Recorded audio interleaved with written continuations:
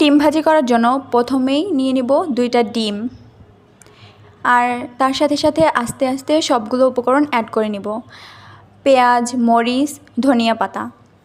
এখন এগুলোকে কুচি কুচি করে কেটে নিব।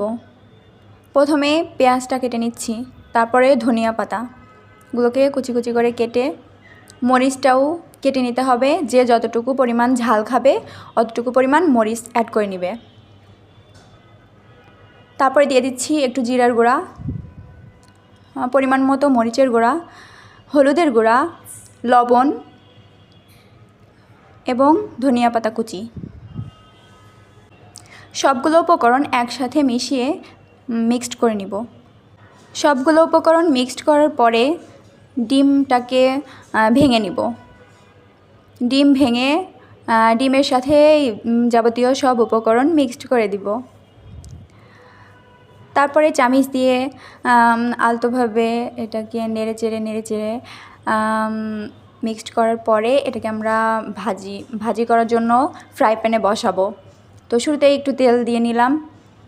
তারপরে এই গরম তেলের উপরে ডিম ছেড়ে দিব।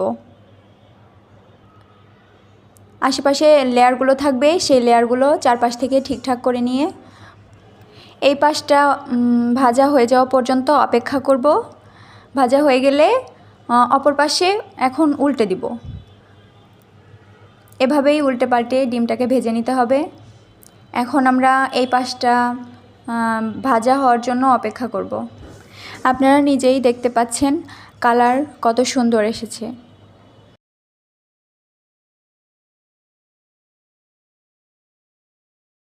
ডিম ভাজিটা হয়ে গিয়েছে, এখন আমরা এটাকে চুলা থেকে নামিয়ে নিব। দেখতে অনেক সুন্দর আর খেতেও অনেক টেস্টি হয়েছে, দেখতেই পাচ্ছেন। এখন এই ডিম ভাজিটাকে গরম ভাতের সাথে খুবই টেস্টি করে খেয়ে নিব।